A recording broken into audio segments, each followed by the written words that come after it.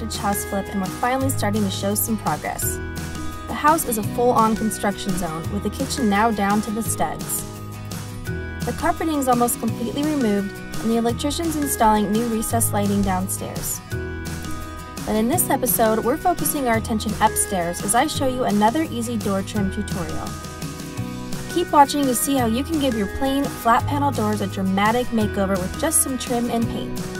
For this project, you'll need a flat panel door, molding, a miter saw or a miter box and saw, a tape measure, liquid nails, caulking, painter's tape, and your choice of paint and brushes.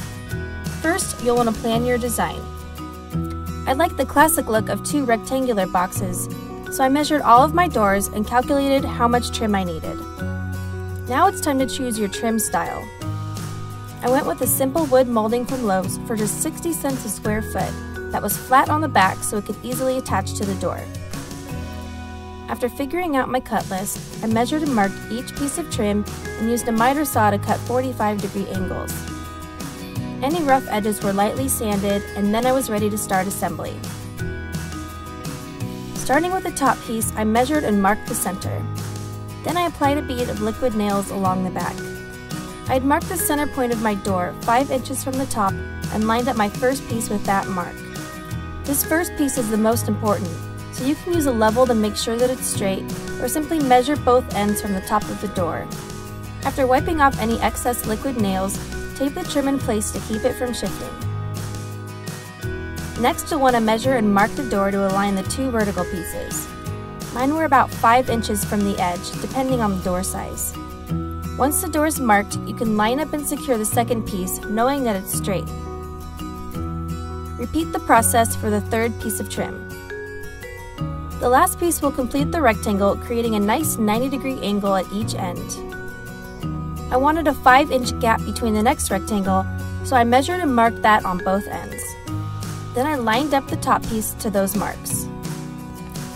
After ensuring it was level, I taped it into place and repeated the process until the first side of my door was done. The final step is to create seamless joints by applying a bit of caulking. After getting the hang of it, I was able to do a full door in under 30 minutes. You'll want to let the glue dry overnight before tackling the best part, painting. I wanted a rich black for a more dramatic look, so Valspar's Cracked Pepper and Satin was my paint of choice. I found that I get the best results by using a short-handled, angled brush for the detailed areas like around the molding, and a foam roller on the larger areas for a smooth finish. Using this method, I was able to complete all 7 doors in one night. There's not a lot of projects that make such a big impact for this little effort and cost. To complete the new look, I found these fun antique brass handles at Lowe's. They pop against the black and really give the doors that vintage feel. Now that all of the doors have been updated, you'll have to stay tuned to find out what I'll take on next. Don't forget to subscribe to catch the next episode, and for more information you can also find me on my blog. See you soon!